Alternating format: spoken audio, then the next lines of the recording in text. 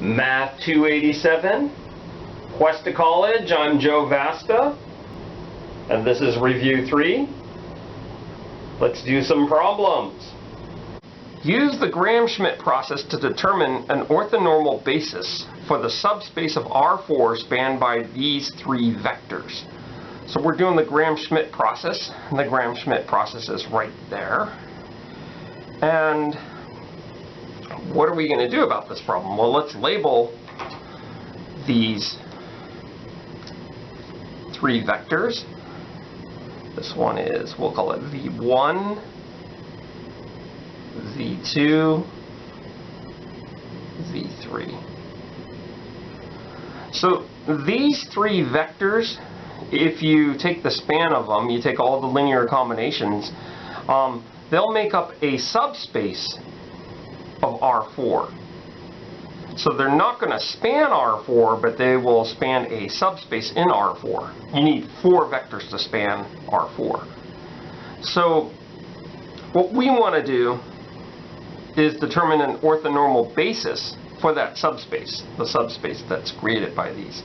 Because in applications, that's going to help us out if we have a nice basis. Orthonormal means the dot product between each vector in that set is 0, and also each vector has length 1. And you can see these vectors do not have length 1. And look, the dot product of the first two, you see it's going to be something like 12. So this is, we don't even have an orthogonal set. And so this is what the Gram-Schmidt process does. So what am I going to do with this Gram-Schmidt process? I'm going to label the first vector W1. Okay? W1 equals V1. And so that's what we have there. That one's pretty easy, and you can actually pick any one of these three vectors and label it W1. I just picked the first one. So now I have this formula right here, which tells me how to get W2. W1, W2, W3 will end up being an orthogonal set, and then we'll normalize them to make it an orthonormal set. Okay, so I write down this formula here. W2 equals V2 minus this projection of V2 onto W1. And I'm going to go ahead and write out what this is. It's a scalar times a vector. The scalar looks like this. I have the W1 on the bottom, so that's where this goes. W1 dot it with itself. W1 also appears here and out front. And that's what I said. It kind of reminds me of a little gun or something. And then we have V2 is right there. Okay, so really, W2 is just a linear combination of these two vectors. So W2 is still going to be in the subspace that is spanned by those three vectors. These guys right here are scalars. You know, this is a scalar over a scalar, so off to the side I'm going to go ahead and do those calculations. V2 dot it with W1. Well, this is really V2 dot it with V1. And so when you take the dot product, you get 1 plus 2 plus 4 plus 5. So that's where we're getting 12. I also have a W1 dot it with itself.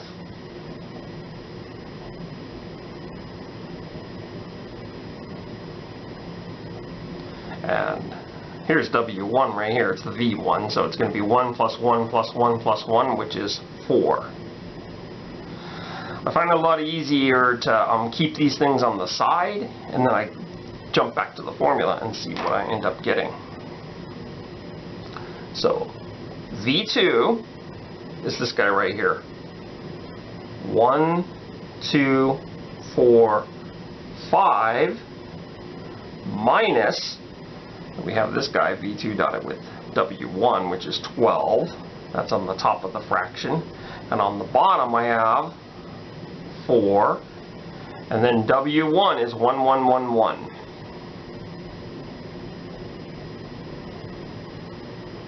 Okay, so this gives me 1, 2, 4, 5 minus 3 times 1, 1, 1, 1. 2, 4, 5 minus 3, 3, 3, 3. And so 1 minus 3 is negative 2. And 2 minus 3 is negative 1. 4 minus 3 is 1. 5 minus 3 is 2. So this guy right here is my W2. So why don't we go ahead and circle our W's like in orange so they stand out so we don't lose them. So this W2 is sort of the replacement for V2. See, V2 and V1 were not orthogonal, but watch this. These orange vectors are, you can take the dot product between them. You don't have to do this, but this is just showing you that the process is good. So this is negative 2 minus 1, that's negative 3. And then we have 1 plus 2, which is 3. So yes, those guys have a dot product of 0. That's exactly what we wanted to do. The Gram-Schmidt process is these three vectors twisting and turning through linear combinations until they become orthogonal. So V3, it's his turn now. That looks more traumatic. So let's get another piece of paper and see if we can compute W3. Okay, so the thing we want to do here is, I'll put this right here, and I'm going to write this one down. W3 is V3 minus, okay, projection of V3 onto W1, so this is V3 dot W1 divided by W1 dotted with itself, and then this is times W1, yeah. And we have minus, and I'm just copying this formula here, actually writing out the projections. And so this is the projection of V3 onto W2. So this is V3 dotted with W2. That's the one I just found. And on the bottom we have W2 dotted with itself. And then this is times W2. Okay, so what we're doing is we are writing a new vector as a linear combination of V3, W1, which is really V1, and W2, which is the new guy that I created. Now what I want to do is I actually want to make sure these are on my list of dot products, and that's what I'm going to do now. And hopefully we will not take this off the range of the paper. W1 dotted with itself, I already have that. V3 dotted with W1. Well, here's V3, here's W1. You take the dot product, you're going 1 minus 3 minus 4 minus 2. I think that is negative 8. Okay, so we have these guys. I'm just taking care of my scalars. And then my next one is V3 dotted with W2.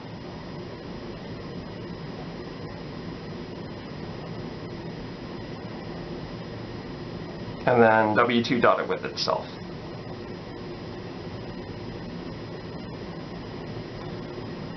I'm doing it this way because I'm going to remove this paper because W2 is at the bottom here. So V3 dotted with W2. so this one's going to be negative 2 plus 3, that's a 1, minus 4, it's negative 3, minus 4 is negative 7.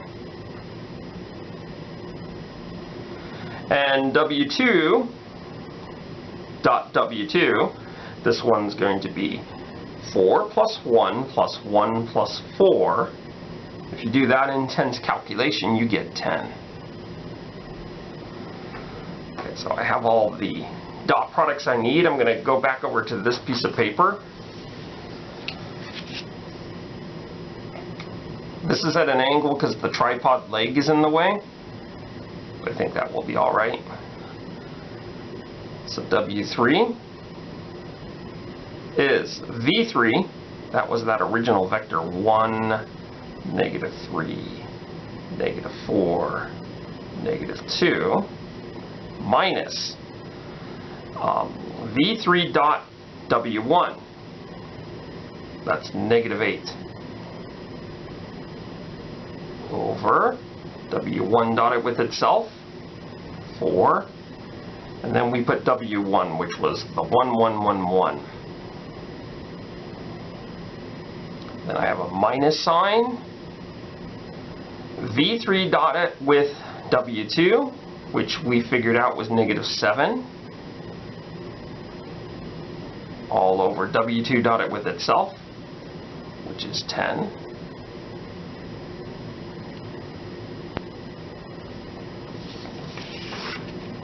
And then this is going to be times W2, which is this guy right here. This is the one that we worked so hard to find. Negative 2, negative 1, 1, 2. So the rest of this process here is doing arithmetic on vectors. Okay. So here it goes. We'll continue. 1, negative 3, negative 4, negative 2. This is going to be plus a 2. Okay, so that right there is 2. And I'll go ahead and bring that in. So it says, I don't know what I'll do. Yeah. I'll write it so it says 2, 2, 2, 2. And then this one's going to be plus 7/10. It's negative 2, negative 1, 1, 2. Now the one thing I don't like about this problem is this 7/10. So this is a matter of style. You can just say, oh, I'm going to be tough and I'll do the fractions. Or you could be wimpy and say, you know what, I'm going to factor out a 1/10. So when I factor out a 1/10, so you know that's going to be gone. It's just going to have a 7 there. I have to deal with these guys. So I'm going to write this as 10 times this vector. And once again, this is a matter of style. If you'd rather work with the fractions, then all power to you. And then this is plus 7 times negative 2, negative 1, 1, 2. Okay, so the next thing that I'm going to do is I will, I don't know if I want to try to just do the arithmetic. Oh, let's just see what we do here. 1/10. So I'll just do the arithmetic in my head. So the first coordinate's going to be 10 plus 20. So that's 30. 30 minus 14. That's going to be 16. Okay, the next one is, maybe I shouldn't be doing it this way. Negative 30 plus 20. So I'm looking at the second component. So that's negative 10. And then minus 7, that's negative 17. Doing this all without a calculator. Whew! Okay, so the third component, we have negative 40 plus 20, so that's negative 20.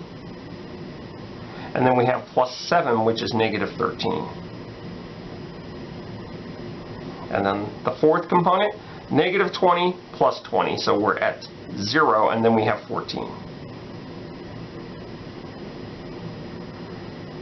Okay, so this was W3. Well, you know, I don't like this 1/10 here. And since we're just trying to find any orthogonal basis, so this guy right here is W3. I'm going to call this W3 with a little wiggle below it. I don't even know what that notation means. It just means it's not going to be my final W3. My final W3, I'm going to scale it. It will still be in the subspace. And I'll just scale it to this guy right here. 16, negative 17, negative 13, and then positive 14. And that's going to be the one that I circle in orange. Okay, so if you recall, now I have 3 vectors, and I'm probably putting them in the wrong order. Here's W2, and I'll write it on this sheet right here. W2 is negative 2, negative 1, 1, 2. Now, if I were in the classroom, I wouldn't have to do this. I would just be pointing to them. And then W1, which was one of our original vectors, we get 1, 1, 1, 1. Now, if you had labeled V3 W1 and started doing the Gram-Schmidt process this way, you would get 3 different WIs, but they would still be a legitimate orthogonal basis for the subspace that's in question. Because you can have different bases. So there they are. Now, why did I write them all right there? Because I want to finish up this problem here. Is this what we're looking for, an orthonormal basis? Well, this is a basis. Those 3 together are a basis. It's not orthonormal because they do not have length 1. Is it orthogonal? I'm pretty sure it is. We already visually checked to see if this dot product was 0, and it was. Let's check to see the dot product. So you don't have to do this if you know your arithmetic is on. I'm going to check the dot product between W1 and W3. So this is 16 minus 17, which is negative 1. Sorry about that. And then we have minus 13. So that's negative 14 plus 14. So the dot product of these 2 guys is 0. And now I'm going to see what the dot product here is. So this one's going to give me negative 32 plus 34. So I'm at 2 now. And then I have minus 13. So I'm at, I better write this one out actually. Okay, so I'm taking the dot right here. I have negative 13. No, so what am I doing? Negative 32. Oh, I did that wrong. Sorry about that. And then this is positive 17. This is what happens when you do too much stuff in your head. Then you have minus 13, and then 28. And once again, I don't know why I'm lining it up in a column, but these guys right here equal 45, and then the negatives add up to negative 45. So, I mean, this gives you a total sum of 0. So that just showed us the dot product of W2 and W3 is 0. Now, if I were a perfectionist, I would go and edit out that part of the video where I said the wrong arithmetic, but life's too short to do that. There's already a lot of things happening. So we don't want to put that as our answer. Now, on the test, if it said determine an orthogonal basis, then yes, we would just put that as our answer. But on the test, if it says an orthonormal basis, then we have to divide each of these vectors by the length. So let's start off with W1 since that was the first one. Well, what is the length of W1? You dot it with itself, and we did that. We got 4. But then you take the square root of that. So square root of 4 is 2. So I'm going to divide this by, or multiply it by 1/2. So 1/2, 1, 1, 1, 1. And so now this vector, it used to be W1. Now we have to call it something else. I think they were calling it U1. This has length 1. So now divide this guy, W2, by its length. And we found out W2 dotted with itself is 10. So the length of W2 is root 10. So I'm going to go 1 over root 10 times that vector. -2. -1, 1, 2. Okay, now the fun part is this one right here, because W3 dotted with itself is going to be 16 squared plus 17 squared plus 13 squared plus 14 squared. Now, probably you want to do that on a calculator. You end up getting 910. So the length of this is the square root of 910. So I'm going to go 1 over root 910, 16, -17, -13, +14.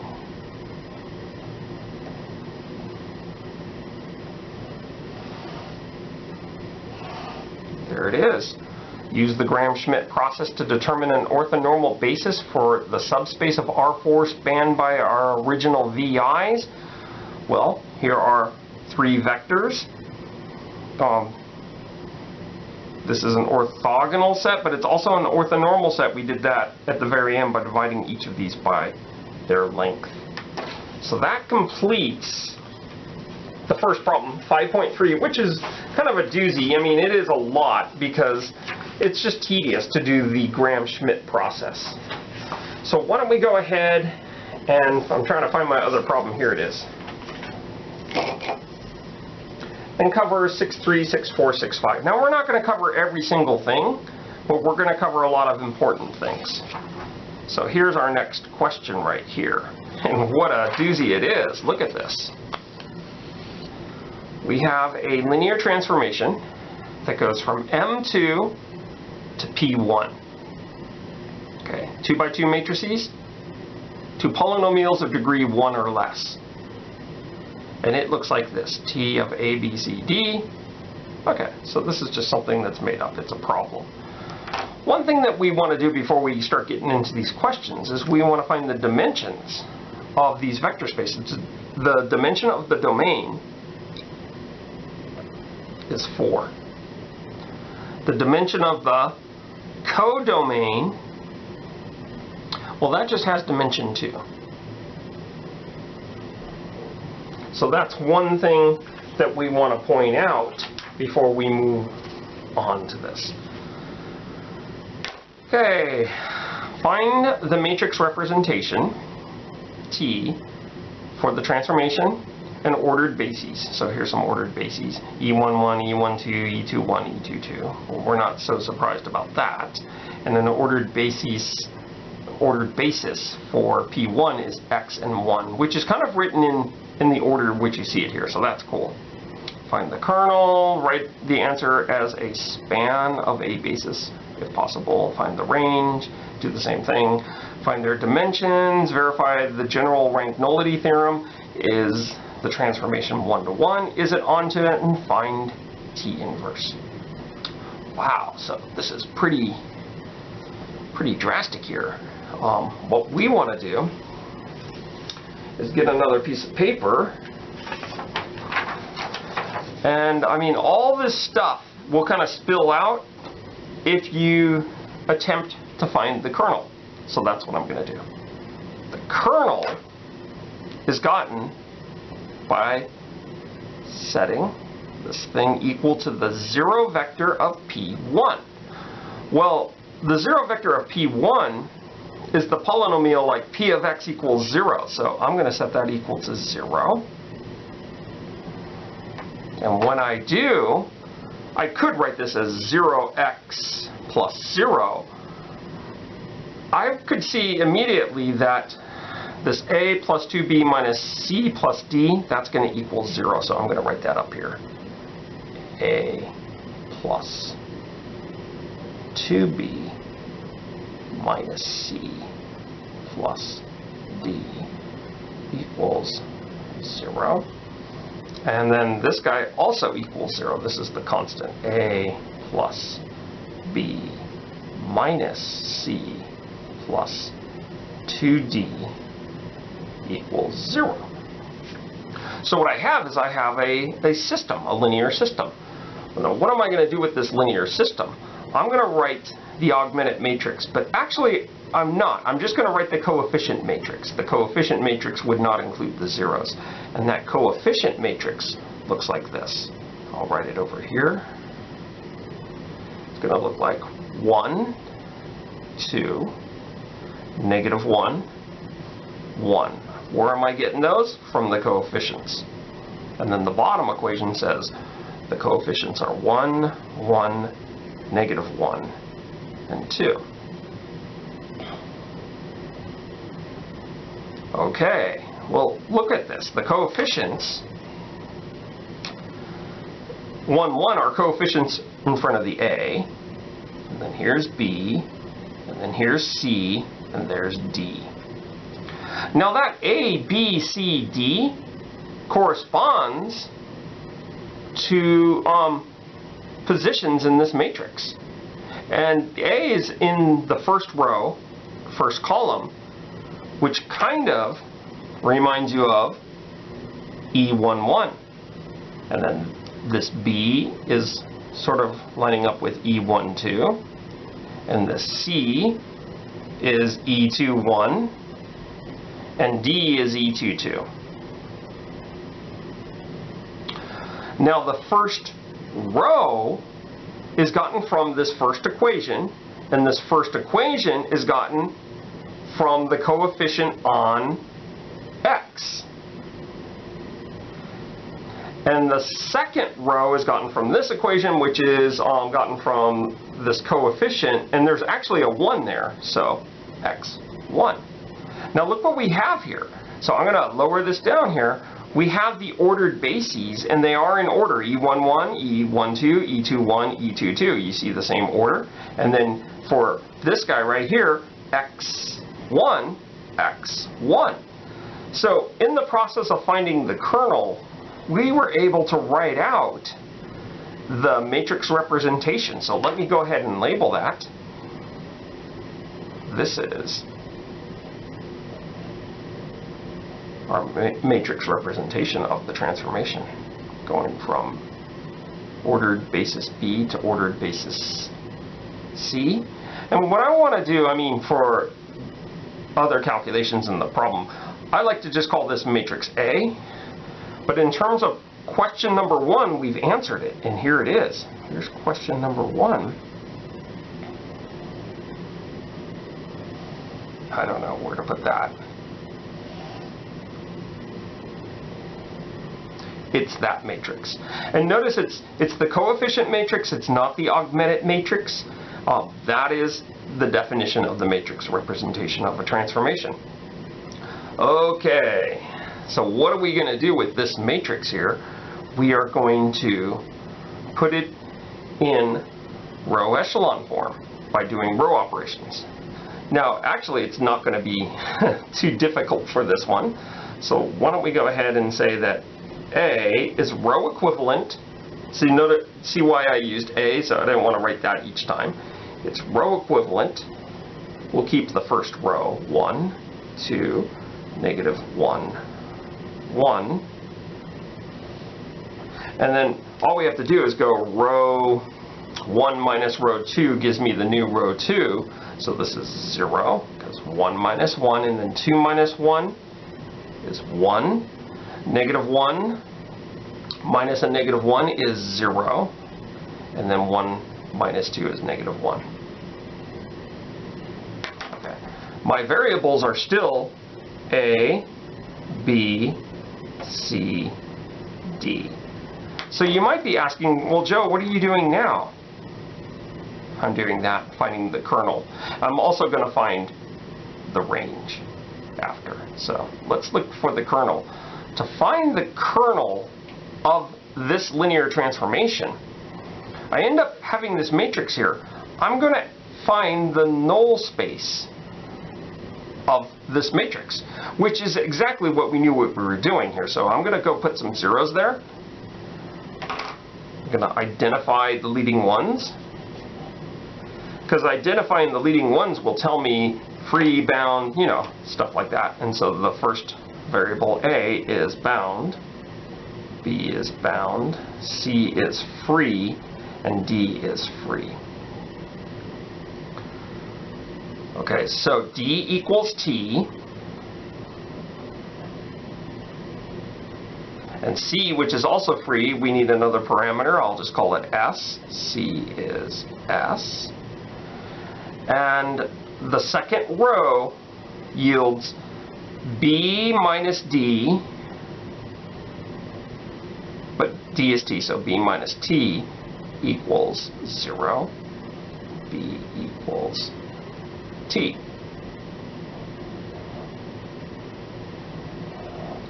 And the first row, or first equation, tells me that A plus 2B, which is 2T, minus C, so minus S, plus D, so plus T, equals 0. So that's from the first row.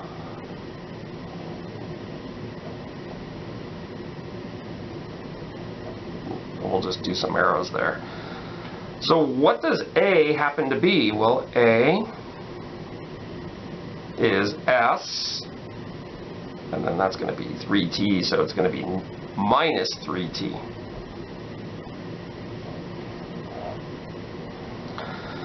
Okay. So if you put this in a 4-tuple, you end up getting S minus 3T, comma, T, comma, S, comma, T. What do we have to do with this? Well, we're going to splactor it. And when I splactor this, I end up getting S 1, comma, 0, comma, 1, comma, 0 plus T, which is negative 3, comma, 1, because we have a T there, and then a 0 and a 1. Okay, so now what I found for this matrix here, this matrix representation, is I found the null space. The null space of A. And it actually is this right here, so I'm going to write it in technical symbols here. This is the span of those two vectors. This is a linear combination of those two seeds. So the span of 1, comma, 0, comma, 1, comma, 0. And then the other one is negative 3, 1, 0, 1. Okay, so what a lot of people like to do is they like to go, oh, okay, so we've just found the null space. Therefore, that's the kernel of the transformation. And that only works when you're going from Rn to Rm. So it doesn't work if our domain is something that is not Rn. Our domain happens to be M2. And notice, look at this. Our null space happens to be these two vectors, which are A, B, C, D. This A is represented by E1, 1. And B is your E1, 2. I mean, it goes all the way back to this. So the kernel, sure, it's going to be the span of two seeds, but those seeds, or those vectors, have to be in M2. And so I'll write out the null space because that gives me a guide. I mean, this first one is, represents E11, and then this is what goes in the E12 spot and E21, and so this one gives me a 4x4 matrix, which is 1, 0, 1, 0. And then this one right here represents the second vector that we're looking for in the basis, and this is -3, 1, 0, 1.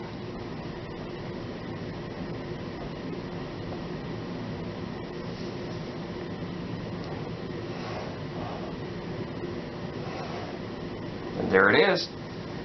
The kernel is the span of those two vectors, and look, it says find the kernel and write the answer, as the span of a basis, if possible. And I did that. Kernel is the span of that. Now, if the kernel just happened to be the 0 vector of M2, the 0 vector is never a basis, and so if it was just 0, 0, 0, 0, I would just write 0, 0, 0, 0 with the braces and not the span. Okay, so know that could happen. And if the kernel happened to be all of M2, then I would have just said kernel equals M2. Okay, so there is the kernel. We can find the dimension of the kernel. Now you're saying, why are you doing that? Because that's this question right here. Dimension of the kernel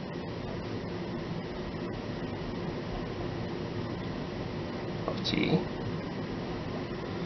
Well, we can see there are 2 elements in the basis, so the dimension is 2. So this part where we found the kernel is problem 2. Okay, we know that the dimension of the kernel plus the dimension of the range have to add up to 4. How? Because of the general rank nullity theorem. So we could actually, and now some of you might call this cheating, but we're not cheating. Let's just go ahead and find what the dimension of the range is. We're using the theorem.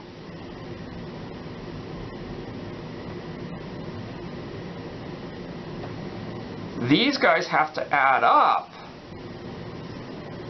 to the dimension of the domain. So 2 plus what number gives me 4? Oh, this is really hard math now. It's actually 2. Okay. So, what does that tell us? That tells us the dimension of the range is 2. Where does the range live? The range lives in P1, which also has dimension 2. So that would tell you, because we did this, that would tell me the answer to problem 3 without actually doing any more work. We can see that the range of our linear transformation happens to be P1. And you could just write the P1 without the R if you'd like, and that gives us the answer. Now I know what you're thinking. You're thinking, wow, Joe, it seems like we cheated. No, we used the general rank nullity theorem, and we ended up getting that because we knew that the dimension of the range is 2, and that's actually the range lives in P1, and that's 2 as well. So suppose you were sitting there thinking, well, I don't think I would have thought of that. Then I'm going to go ahead and show you the work for the range, because it might be on the test you'll find the range and it will be a subspace of P1 that is not P1. So I'll go through this even though we already have the answer to problem 3. And actually they ask us for the dimension and we found that. So suppose you didn't see that and you're like taking the test. Well, the range has a connection not to the null space but to the call space. And so let's take a look at the call space of A. To find the call space of a matrix, you reduce the matrix to row echelon form. You find leading ones and you go back to the original column. So the call space is the span of this basis. Span of 1, 1, because that column kind of is connected to that. It's the first column. And then 2, 1.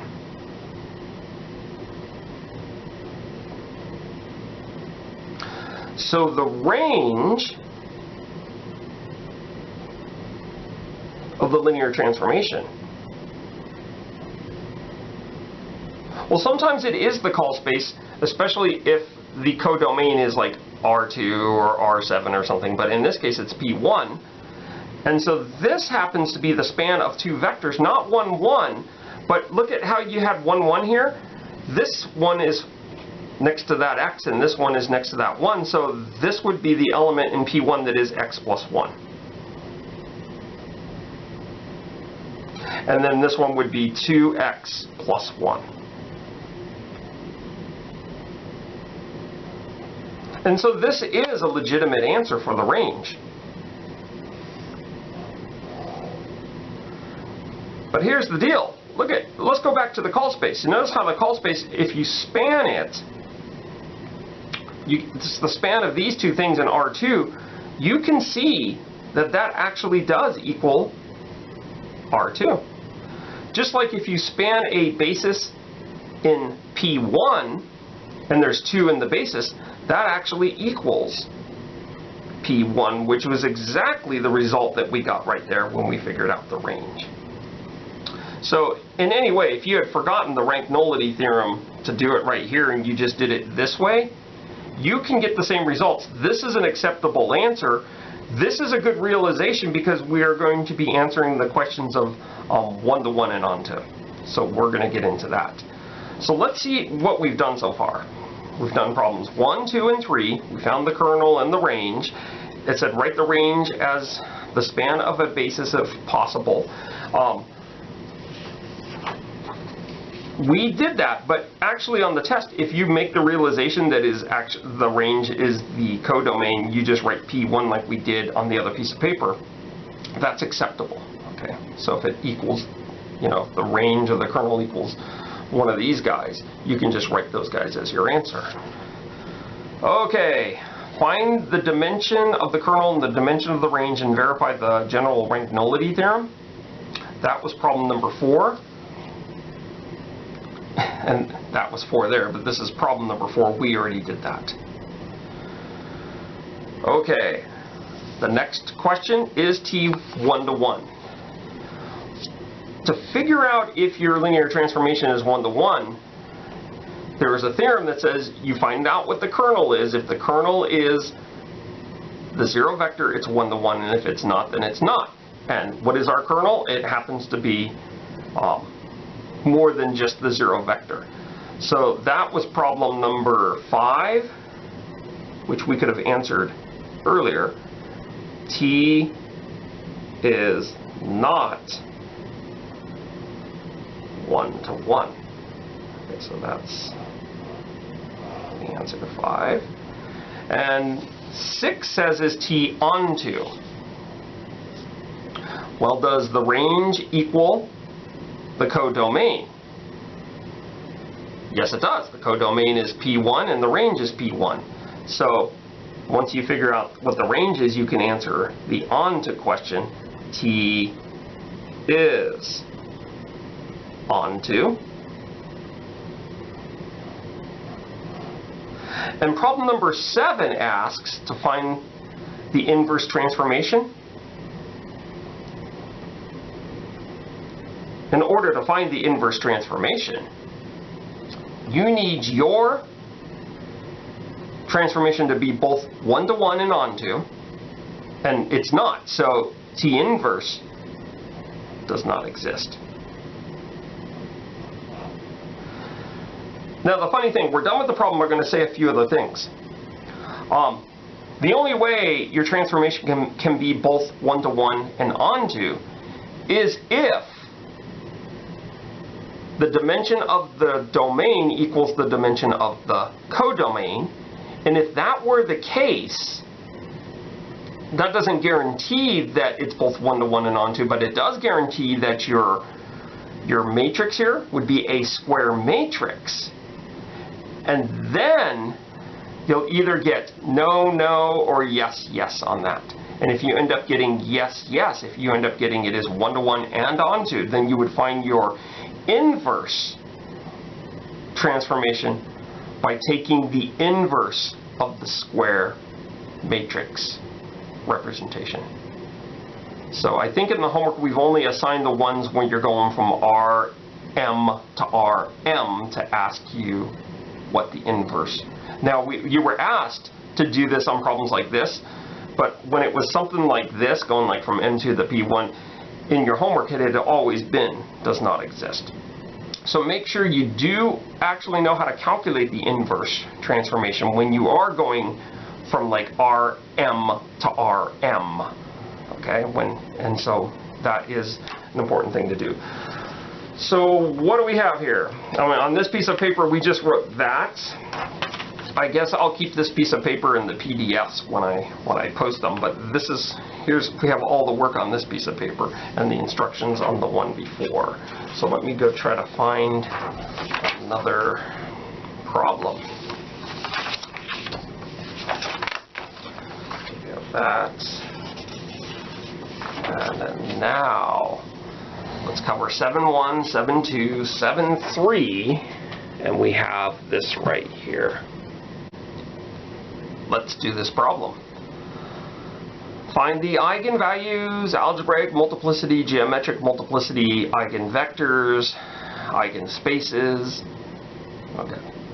And then after we find out, we'll be able to determine whether A is defective or non-defective.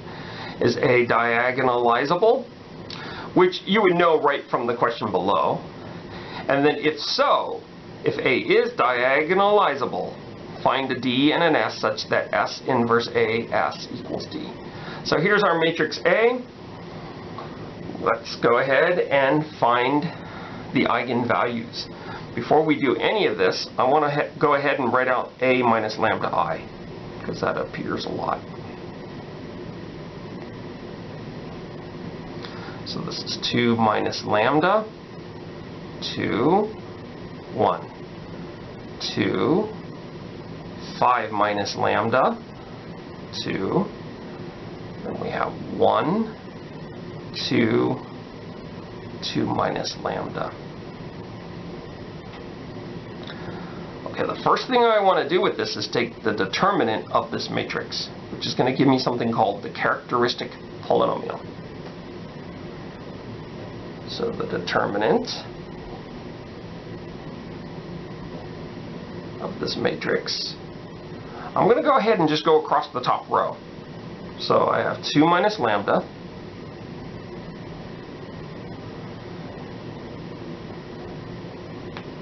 okay, and then I'm going to consider this 2 by 2 matrix. I'm going to go ahead and multiply it together. I'll do a FOIL AD minus BC. So AD is 10. Then we have minus 5 lambda minus 2 lambda, so that's minus 7 lambda. Then we have plus lambda squared, so that's the AD, minus BC, so minus 4. Okay, so I'm walking across the top row. I just covered that element. This one is in the negative position, so I'm going to put a minus here, minus 2. And let's go see what the minor is for 2. Well, it's going to be 2 times this, so this is the AD, 2 times this, so 4 minus 2 lambda. And then we have minus BC, so minus 2. And then I've done with that element, so I'm going to consider this element, which is in the positive position, and then take its minor, which is going to be 4, that's AD, and then minus BC, so this is going to be minus 5 plus lambda. Okay, let's clean this up with the algebra. 2 minus lambda and I guess I'll just turn these brackets to parentheses. Lambda squared minus 7 lambda, and this is going to be plus 6. And over here, what do we have? We have minus 2, negative 2 lambda, plus 2. And then we have over here plus 1, and then this is lambda minus 1. Okay, now what some people would do is they would say, let's multiply it all out and write it as some third-degree polynomial. There's nothing wrong with that, except you're going to have to factor that, and you might have to do long division or synthetic division to figure out, well, the rational zeros theorem. That's going to be a lot of fun, and that's always possible. But let's go ahead and factor this out, and factor like a negative 2 out of that one and see what happens. I always try to do that to avoid more work. So this is going to factor into factors of 6 that add up to negative 7. So lambda minus 1, lambda minus 6. And then I factor out a negative 2 there, so this is going to be plus 4. This is going to be lambda minus 1, and then this one says plus 1, lambda minus 1. So there are 3 terms here. Terms are separated by pluses and minuses. So here's your first term, your second term is right there, and your third term is right there. Now those 3 terms have something in common. They have the lambda minus 1, which I will factor out front. So this is lambda minus 1, and then I'll go ahead and put a bracket here. And so now what we have here is we have 2 minus lambda, lambda minus 6, and this one is plus 4, and over here is plus 1.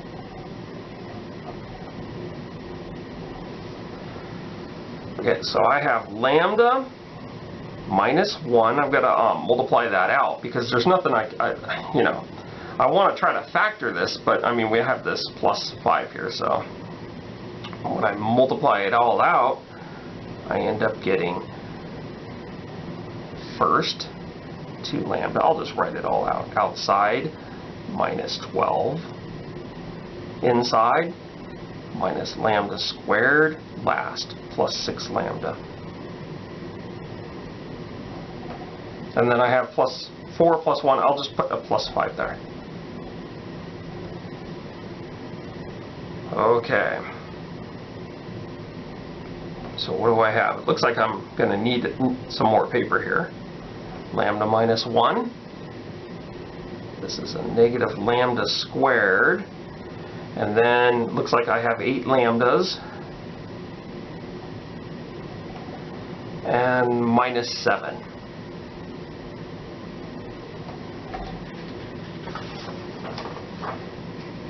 More paper.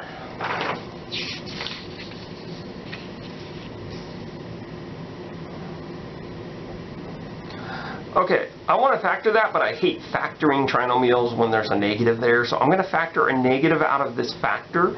I'm going to throw that negative that I factor out, it's a negative 1, I'm going to throw it out in front of there. So this is negative 1, I'll just write it as a negative. This becomes lambda squared minus 8 lambda plus 7. Okay, so this becomes minus lambda minus 1. Factors of 7 that add up to 8, well that would be 7 and 1. So 1 and 7, lambda minus 1. Lambda minus 7. So this gives me negative. I'll put the 7 one first. So lambda minus 7 squared. Why did I put a squared there?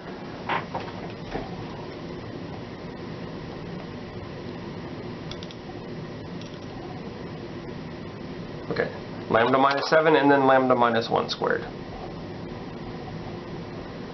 So this right here is the characteristic polynomial, and when you set it equal to 0, you end up getting the characteristic equation. You end up getting two lambda values. Lambda equals 7, lambda equals 1. And we might want to note their algebraic multiplicities. The algebraic multiplicity of 7 is 1 because there's a 1 up there. So algebraic multiplicity equals 1. And then over here, the algebraic multiplicity of this eigenvalue is 2 because of that too. Lots of times your books, or the book that you're using, might put a lambda 1 there and a lambda 2, and there's nothing wrong with that. Okay, so we've just found the eigenvalues. There are two eigenvalues and the algebraic multiplicities. So now with each eigenvalue, I'm going to go ahead and find the eigenvectors, the geometric multiplicity, and the eigenspaces. So let's start off with lambda equals 7. So that's what I'm going to do. Now I also want to remind you that I have the A minus lambda I matrix there. So that's what I'm going to do. I'm going to go lambda is 7, A minus lambda I. So A minus lambda I. Lots of books will just say A minus 7I, but this is easier for me for some reason. So I'm going to put 7 into this matrix for lambda. So when I do that, I end up getting negative 5. It's 2 minus 7, and then we have 2, 1. And then we have 2. 5 minus 7 is negative 2. 2. And we have 1, 2. And then 2 minus 7 is negative 5.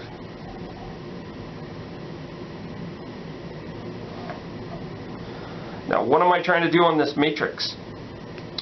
I'm trying to find the null space. When I find the null space of the matrix, that will give me the eigenvectors that are associated with lambda equals 7. So remember, when I find the null space, I just put 3 red dots there, kind of representing, that reminds me, oh yeah, those are zeros, and that's what I'm going to do. But before I do that, I want to go ahead and do some row operations. And since this is a review, I'm just going to go ahead and do the row operations. Just work out the problem like I were working out this problem on a test. The first thing to realize is I like this one right here, and I'm going to use it as a pivot, but I'm also going to make this bottom row the top row. So this becomes 1, 2, negative 5. Okay, so that's row 1. I'm going to multiply it by negative 2, because I'm trying to put a 0 there, and add it to row 2. That's going to become the new row 2. So this is negative 2, negative 4, positive 10. So this gives me a 0, negative 6, 12. Now I should, when I do the row operation, get a row of zeros, because this is an eigenvalue and it should yield infinitely many solutions here. That's why we were setting the determinant equal to 0. Okay, I'm going to multiply this row 1, which is in the wrong position. Now it's up, we put it up top, but I'm going to multiply it by 5 and add it to this row here, and that's going to become the new row 3. So this gives me 5. I was going to try to do it in purple, but that's not purple. I guess I don't know. Where's my purple pen? Oh well. 5, 10, negative 15. Here's the purple pen, so I'll add this to this guy right here. So this gives me 0, 12, and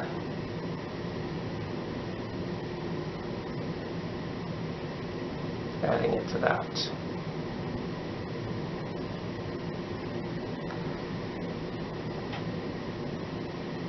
Hold on a second here.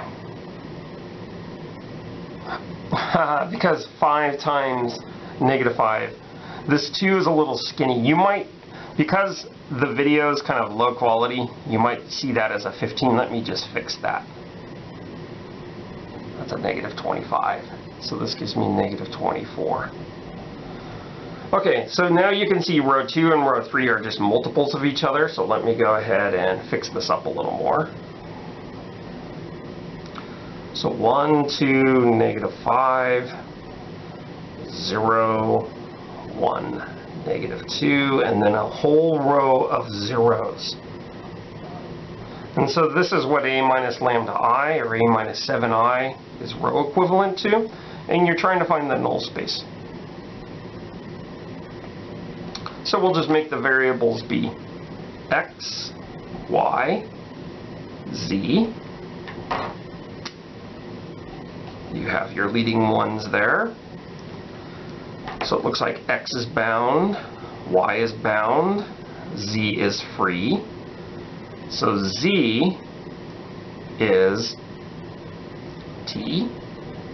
From the second equation, we get that y is 2t.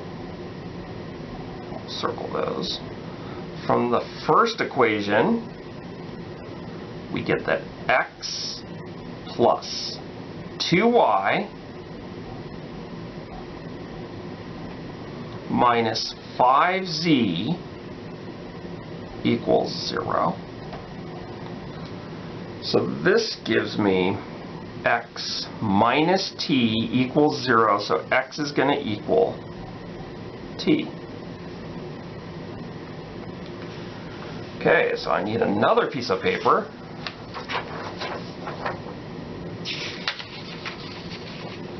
And this is going to give me lambda equals 7. The eigenvectors look like this. It looks like t, then 1, 2, 1, where t does not equal 0. Okay, so there's an eigenvalue and its eigenvectors. There's infinitely many of them. The eigenspace for lambda equals 7 is really just the eigenvectors with 0, 0, 0 thrown in there. So I'm going to write this as the span of 1, 2, 1.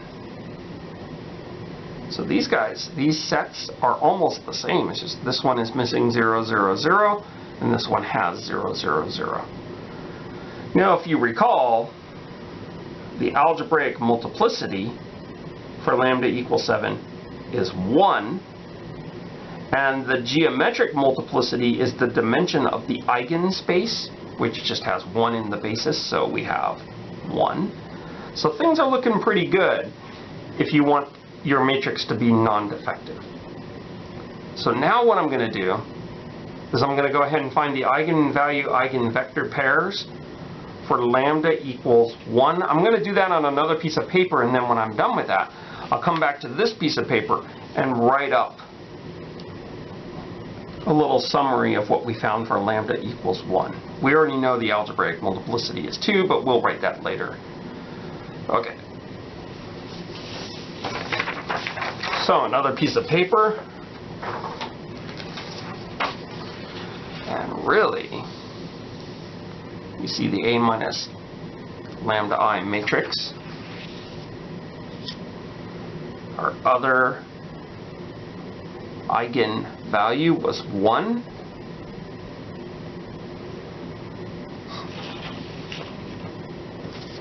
So let's see what we get for this.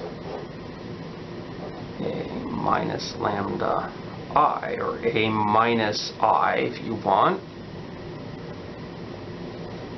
So what I'm going to do is I'm going to go ahead and plug 1 into this matrix here. So I end up getting 1, 2, 1, 2, 5 minus 1 is 4, 2, 4, 2, and then the bottom row is 1, 2, 1. So what am I trying to find on this matrix? I'm trying to find the null space, and that will give me the set of eigenvectors. Well, notice all 3 rows, they're multiples of each other. And so this is not going to take very long in terms of row operations. I'll rewrite it. So we have 1, 2, 1, and then zeros everywhere else.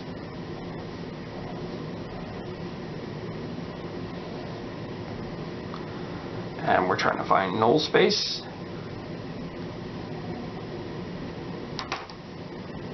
Here's x, y, z. You only have 1 pivot, or 1 leading 1. So we have bound, free, free. So we have z is a free variable, so we'll make him t. Y is free, so y is s. And the first equation gives us x plus 2y plus z equals 0. Of course, I'm saying y and z, but I'm writing what they are right there. So what does x equal? It equals negative 2s minus t.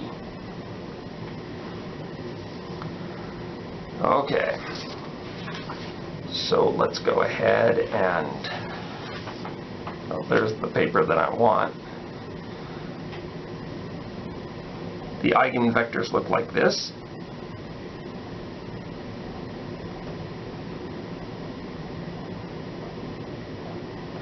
And you can splactor that.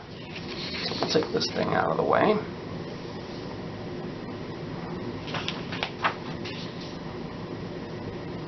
Here's my other piece of paper. Our eigenvectors look like this. V equals s times negative 2, 1, 0 plus t. I don't know why my voice is doing this. I feel like Peter Brady. Okay, there it is. And we have negative 1, 0, 1. And we should say that t and s are not both 0. Okay, because if they are, then you would be saying that 0, 0, 0 was an eigenvector. So here's your eigenvectors. Your eigenspace is really the eigenvectors with 0, 0, 0 thrown in there, so we can write that in this form here. Span of those two vectors.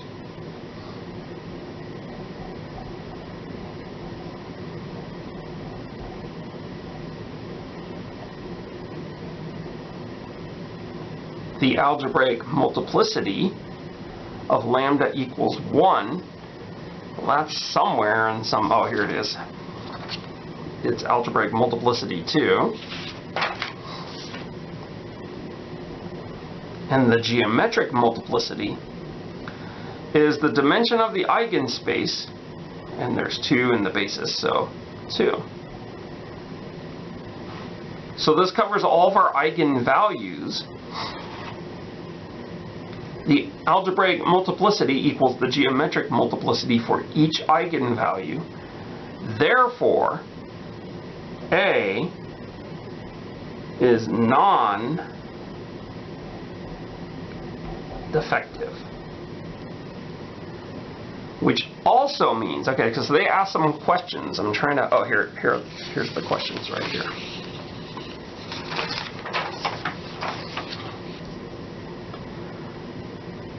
So is A defective or non-defective? A is non-defective.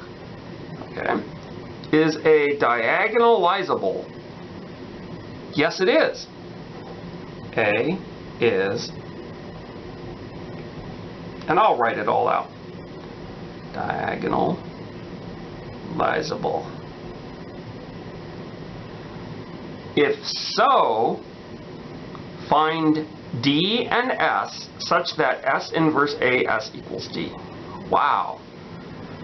So that is part of section 7.3 to do that. Well, the deal is we have all the information that we need right here. And so that's what we're going to do. Watch this. This is, and if you've been doing your homework, you know exactly what I'm doing. S inverse AS equals D. There exists an S such that that happens. And let's go write out what things are. The diagonal matrix is a 3 by 3 matrix that contains the eigenvalues along the main diagonal. Now this one's going to be counted twice because the algebraic multiplicity was 2. So you can put them really in any order. I'm just going to go ahead and put the 7 first, and then a 1 there, and a 1 there, with the zeros everywhere else. Of course, we had shorthand for that, but this is better for the eyes now. So you could have gone, like, you could have put a 1 here, a 7 there, and a 1 there, or a 1, 1, 7. But the deal is, once you figure out what your diagonal matrix is, then S has to kind of follow it. So I always like to write S right below it.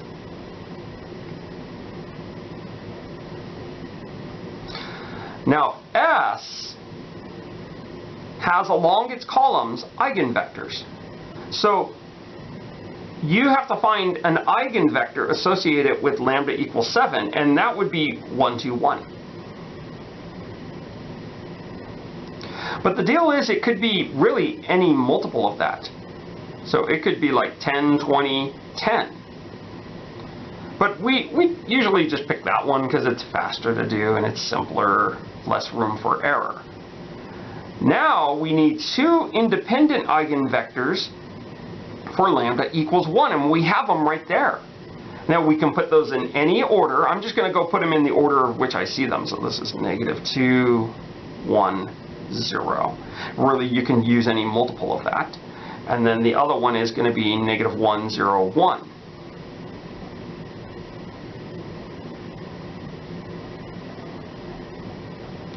And so there it is. If so, find a D and an S such that S inverse A times S equals D. We have that, and that's our answer. Do we have to go ahead and multiply these things together, find S inverse? No, I don't want to do that. But if you actually did that, you'd find out that that was true. And this diagonalization helps us if we wanted to take our original matrix to the 100th power, like on a computer or whatever. We would probably want to do it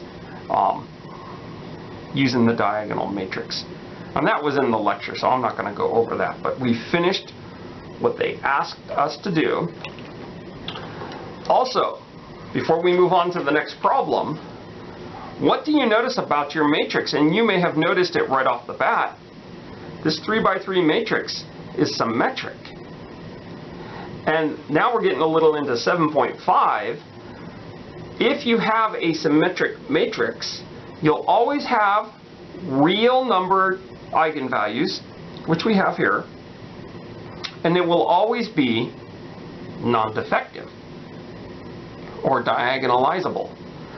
So I'm going to go ahead and take this matrix for my next problem, and we are going to go ahead and do something from 7.5. So here it is. So this problem, we're given the same matrix that we were working with. So here's the information that I found. I didn't write all the information down. It says find an orthogonal matrix S and a diagonal matrix D such that S transpose AS equals D. Now what's an orthogonal matrix? An orthogonal matrix is where, I'll write it in a different color, where S inverse equals S transpose. Now this matrix that we got right here, which is S, if you figured out S inverse and S transpose, they would not be the same. Okay.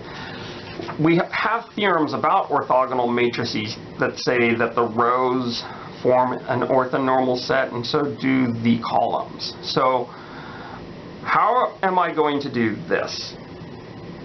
Well, let's take a look at what we have here. Let's, just for the term, for argument's sake, call this one, this vector -2, 1, 0, we'll call it V1, and we'll call this one V2, and this one up here is V3.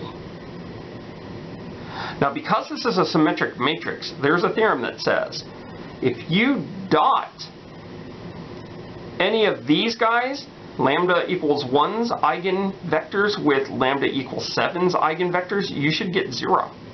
And look at this. Let's go ahead and do the dot product of V1 and V3. -2 plus 2, 0. So yes, you get a dot product of 0 there. And over here, look at this. -1 plus 0 plus 1, that's a dot product of 0. This will only happen with symmetric matrices. Now if you dot these two together, V1 and V2, most of the times you will not get dot product of 0. In fact, you get dot product of 2 on those ones. Because you have, what? You have 2 plus 0 plus 0. So what you would like is you would like 3 eigenvectors that form an orthogonal set. And so what do you have to do with V1 and V2? You must Gram-Schmidt them, using Gram-Schmidt as a verb. Yes, I'm proud of that. So let's go ahead and Gram-Schmidt them. So I must Gram-Schmidt V1 and V2. It's not going to be as dramatic as our Gram-Schmidt that we did earlier in this review. Let's go ahead and do this. The process says that W1 equals V1. So this guy we can also label as W1.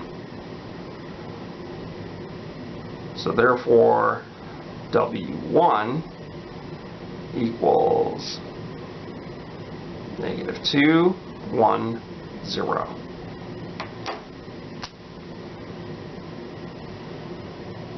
I'll circle that in orange.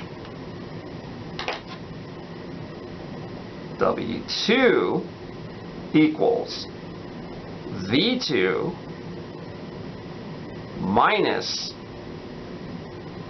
the projection of V2 onto W1.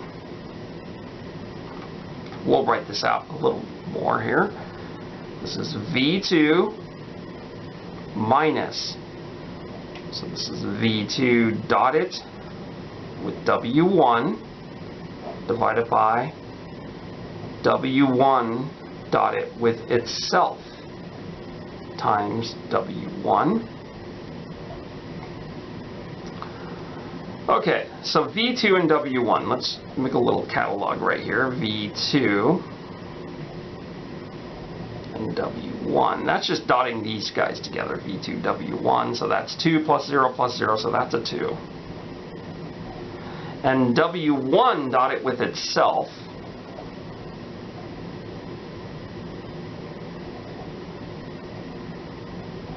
is 4 plus 1 plus 0, that's 5. Okay, so let's continue. V2 is negative 1, 0, 1. Minus, okay, so there's a fraction here. This top one is 2, and the bottom one is 5.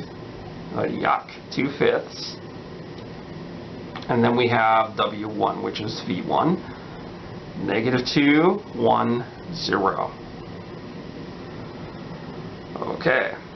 Now, because I do not want to work with the fractions, I'm going to factor a 1/5 out of these. So this is going to give me 5 times the first one. Minus 2 times the second one.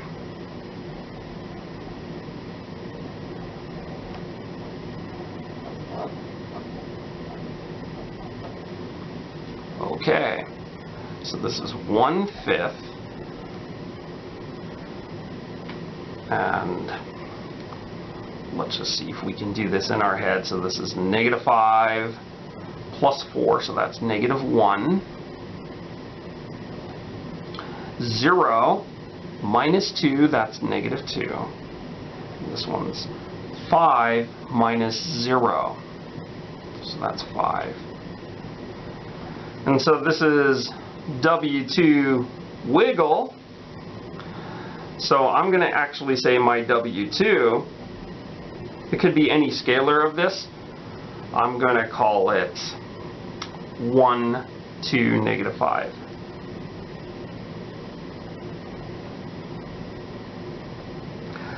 Now some of you are saying, Joe, why did you do that? Why didn't you just say negative 1, negative 2, positive 5 like this one?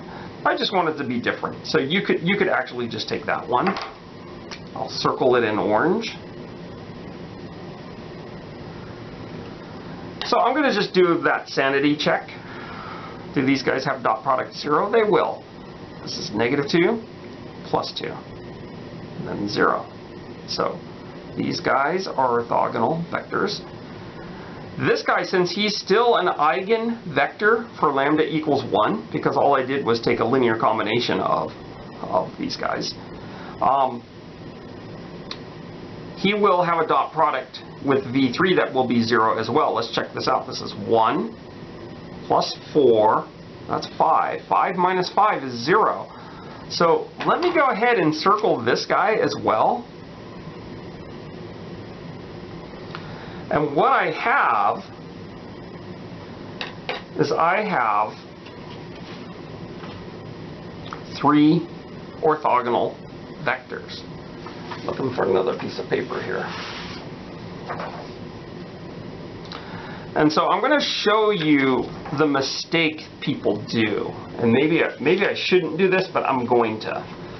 So people will say, oh, well, let's go ahead and make the diagonal matrix be like we did, earlier, which was 7, 0, 0, 0, 1, 0, 0, 0, 1.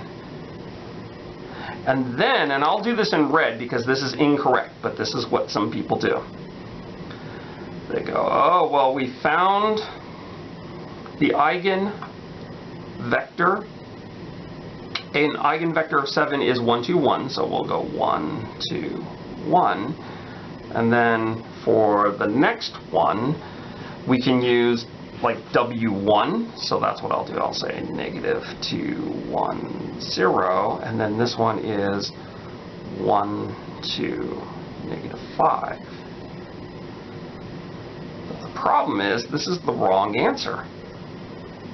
So let me write that here. This is the wrong answer. And why is it the wrong answer? Because S is not orthogonal. Now you might think, well, wait a minute. Aren't these 3 orange vectors An orthogonal set? Yes, it's the whole idea of the definition of a word. A matrix being orthogonal means that these three vectors here have to be orthonormal, which means what should I do to each of these three vectors? I should divide by their length. Okay, so I have to actually find an orthonormal set of eigenvectors. Well, that's not too hard to do. If you take a look at that first one, 1, 2, 1, the length of that is root 6. So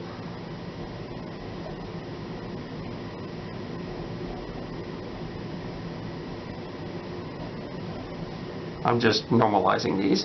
The length of W1 is, let's see, 4, 5, root 5. So 1 over root 5. Kind of going off the paper here. Negative 2, 1, 0.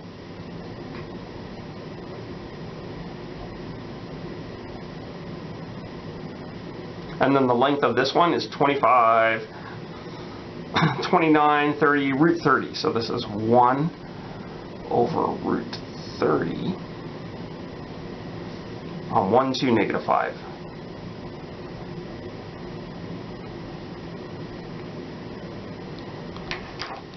Okay, so this one is an eigenvector for lambda equals 7. And then these guys are for lambda equals 1. So I'll just go lambda is 1, lambda is 1. So these are the vectors I use along the columns, not just the ones that are not normalized. We need normalized ones. So our real answer for this will be D is, and I'll just write it out again.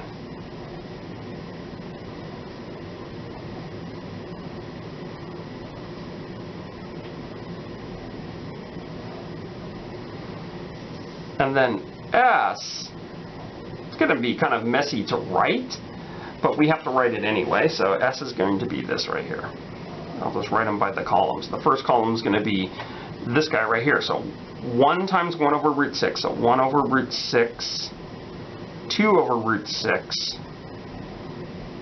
and then 1 over root 6. I didn't make the bracket long enough. And then this one's going to be the second column. So I have negative 2 over root 5, 1 over root 5, and then 0. And then the last column is going to be 1 over root 30, 2 over root 30, and then negative 5 over root 30. I'll make this bracket bigger. In fact, for all you perfectionists, you'll appreciate this. I'll go ahead and go like that. So there's the answer. So S is a matrix such that S transpose AS equals D. It is a special matrix, the one that we found right here. There are many answers for S. But this one, there are actually more than one answer for this. We could have switched those two columns around. But this one has to be an orthogonal matrix. This right here is an orthogonal matrix, whereas this one was not. So that's why I'll put an X through this. But I do see people doing that on the exams. So there we have it. That covers some section 7.5. Let's see if we can find our next problem. Here it is. So we're going to do 2 more problems for this review. Let's move all this.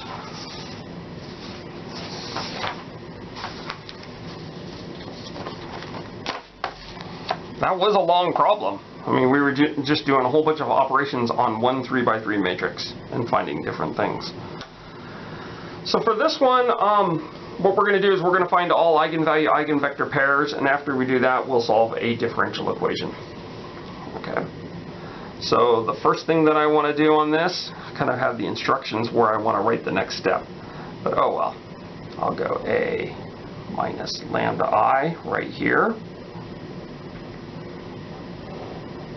So this is 1 minus lambda, 0, 0, 0, negative lambda, 1, 0, negative 1, negative lambda.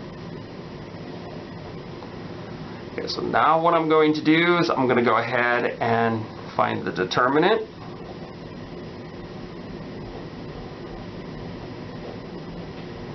To do that, I'll just go across the first row.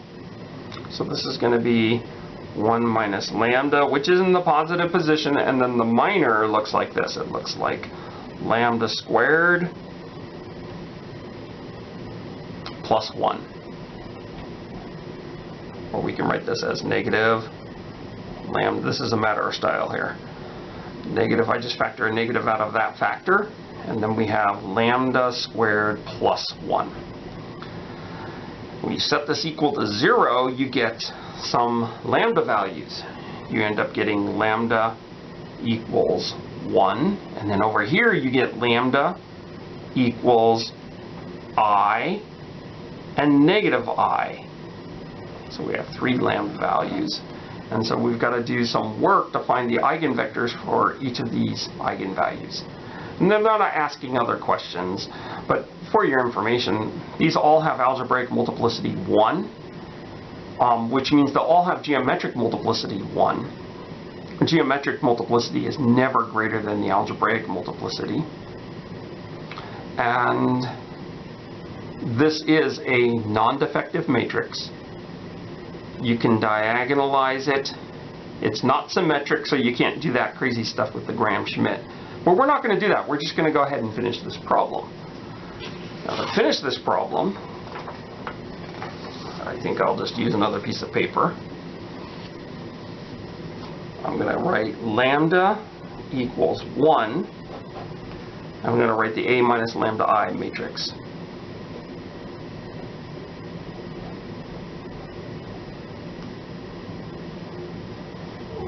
So I'm putting 1 in for lambda. The top row is just going to be zeros. Then I have 0, negative 1, 1, and then 0, negative 1, negative 1. We'll come back to this piece of paper. I guess we'll just keep it below. Okay, so this matrix reduces. So those rows aren't the same. It reduces to something like this. 0, I'll just use the second row. 1, negative 1, multiplying it by a negative 1, and then when you add those together, you'll end up getting a 0, 0, 1, and then all zeros on the bottom row, which we should expect. What am I trying to find on this matrix? I'm trying to find the null space. I'll use variables x, y, z. There's a pivot. There's a pivot. So the way it looks like we have free for x, bound for y, and bound for z. Excuse me. So z, looking at this last equation, z is 0. And then looking at the top equation, y minus z equals 0. Well, z is 0, so y is 0. And looking at this free variable, we're going to say that x is t. So what do we have here? We have lambda equals 1. The eigenvectors for that would look like this. T, and then we have 1, 0, 0, where t does not equal 0. So there's the answer for lambda equals 1. And our question just asked us to find all eigenvalue eigenvector pairs. So my next eigenvalue, I believe, is I.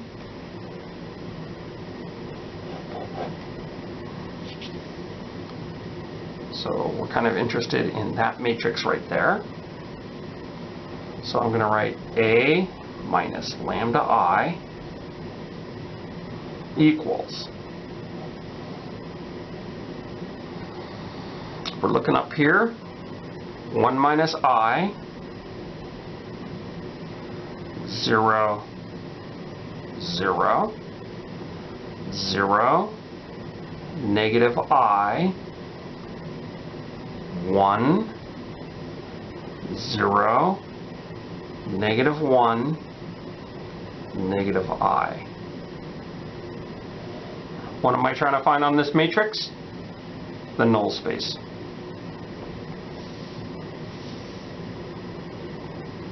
Okay, the first thing I'm going to do is I'm going to multiply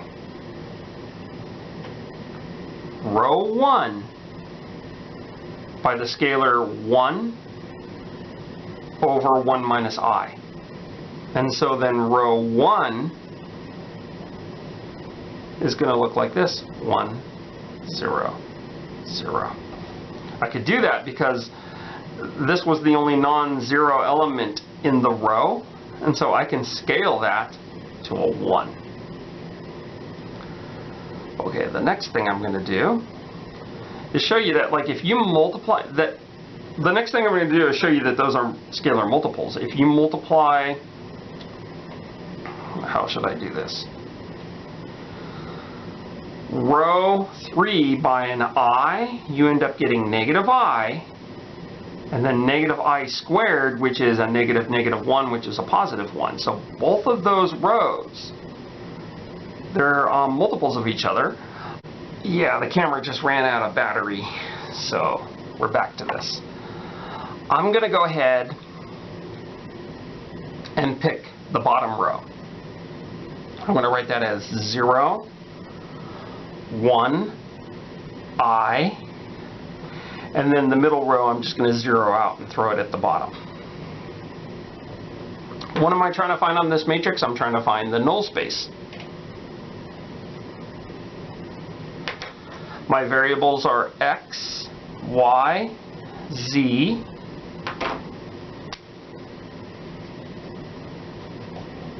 x and y are bound, and z is free. So look at this. Z equals t. And the second equation says y plus I times z, or I times t, it, equals 0. So y equals negative it, or negative it. So we have that one, that one. And then look at the first equation. It just says x equals 0.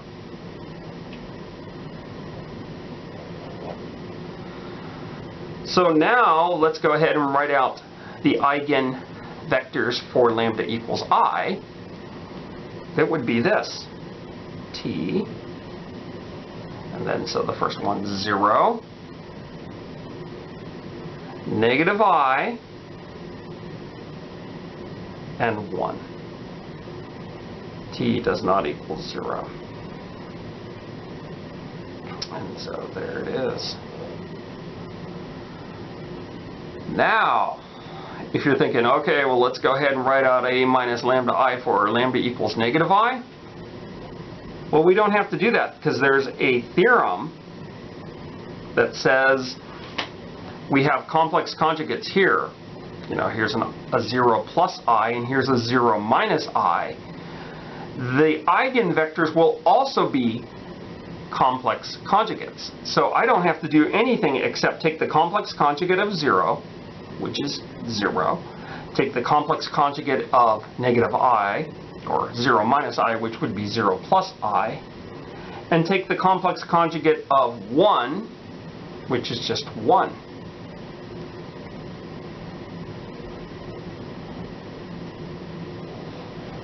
And that finishes the problem. The answer's right there. The problem said find all eigenvalue eigenvector pairs of the matrix. we did. I did this problem so we would do something that had some imaginary numbers. And so we have now finished that. Let's go ahead and jump over to differential equations. Now, you're probably thinking to yourself, we didn't cover 1.12. 1.12 is the review section. And so really this is really 1.4. Okay? And I just went ahead and picked something from 1.12. Here is a differential equation, first order. It's separable. Those are the only kinds we know how to do right now, and we'll learn some more kinds after, later on. And so I'm going to see if I can separate it. You can't. I mean, you have x squared times a function of x times a function of y, so I'm going to multiply both sides by dx and divide, and so what I end up getting is I end up getting dy over y minus 1. This equals x squared dx. And now I integrate on both sides. Okay. We can do the integral of x squared. It's pretty simple, but this one is not so simple. And why is it not so simple? Because it has the y times y minus 1. Some of you are thinking maybe a u substitution. You're not going to like what I'm going to say, but what we have to do is a partial fraction decomposition.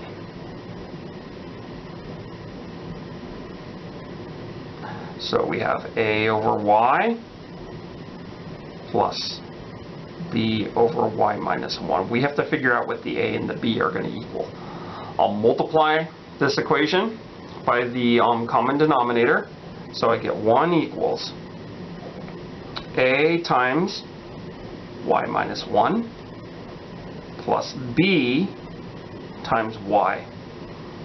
I'm going to plug some values of y in there. Maybe y equals 0.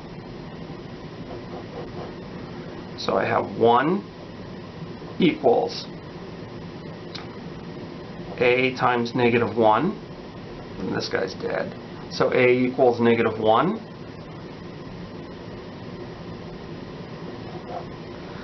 And then maybe I'll plug y equals 1 in there. And this gives me 1 equals, this guy now is dead, he's 0, and it's going to be b times 1. So 1 equals b.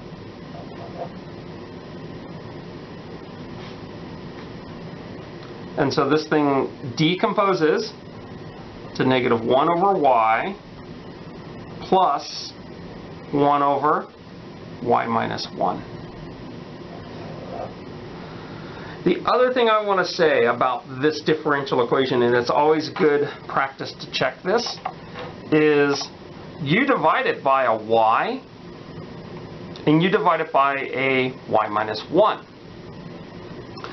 So, like if I look at y equals 0 and y equals 1, I'm going to ask, well, are those solutions to this differential equation? Well, if you go y prime on both of these, y prime on both of these would just be 0. Okay? So this is 0 equals, and then y equals 0, that's 0. So this is a solution. Y equals 1 is also a solution. So it's good to note when that happens, because our general solution might leave one of these guys out of it, and then we have to put it next to our general solution. And sometimes they're both included in the general solution. So I need another piece of paper, and we're going to continue this. So what does that mean? Well, we are doing the integral of negative 1 over y, so that's what I have here, plus 1 over y minus 1 with respect to y. This equals this guy right here, which is the integral of x squared dx. Okay, so I'm going from here to here with partial fraction decomposition. We also don't want to forget about these guys, just to check at the end. Okay, let's integrate. Integrate negative 1 over y. Well, that's going to be negative ln absolute value y. The integral of 1 over y minus 1, that's going to be plus ln absolute value y minus 1. And we'll put the plus c on the right hand side. The integral of x squared is x cubed over 3. And here's our plus c. Okay, so what I want to do now is put those logarithms together using the quotient rule for logarithms. So here's the positive one, there's the negative one, so this is going to say ln absolute value y minus 1 all over y. And the right hand side is just sitting there looking at the left hand side going, man, that's messed up. What's happening over there? Now I'm going to exponentiate both sides, or e both sides. And so what happens here, this thing goes pop, and you end up getting absolute value y minus 1 over y. This equals, well, this is e to x cubed over 3 plus c, so I can break up that and write this as e raised to the x cubed over 3 times e to the c. And what do you think e to the c is? It is just a constant. So I have absolute value y minus 1 over y equals a constant, which I'll just call c, times e raised to the x cubed over 3. Now that c can absorb the absolute value on this, and so I'll have y minus 1 over y equals c e to the x cubed over 3. And now I'm going to have to solve for y. If I can solve for y, I will solve for y. I'll multiply both sides by y, and I've got some space over here, so that's what I'll do. So I have y minus 1 equals c e, oh, I hate writing this, x cubed over 3 times y. I'm going to bring my y's, put them on the left, and put that negative 1 on the right. So I have y minus this junk right here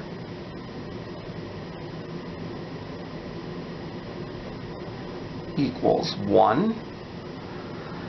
I'm going to factor out a y, so I have y times quantity, 1 minus this junk.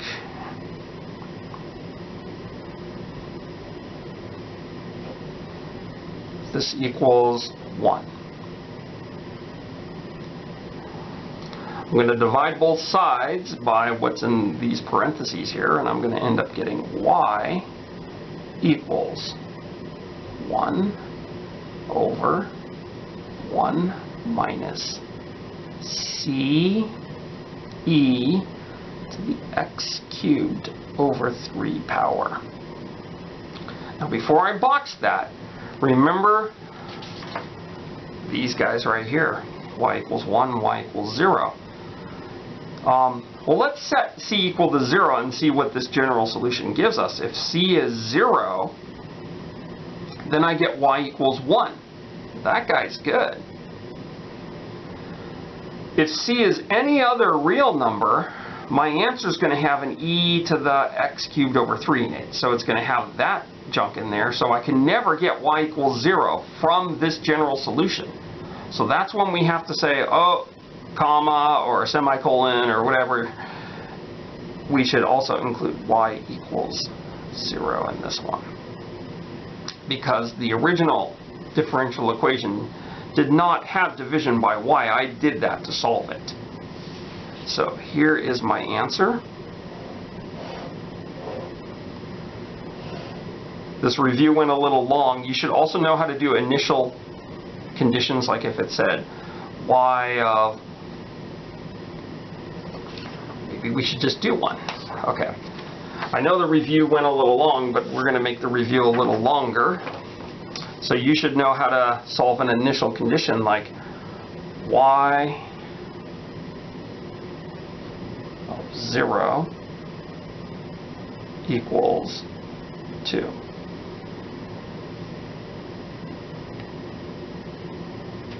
Okay, so that's what we're going to do on this. So here's the answer. We've already solved the differential equation. Here's a general solution. And so on your test, for sure, you're going to have an initial condition that you have to know how to do. So this says x is 0 and y is 2. So let's write that out.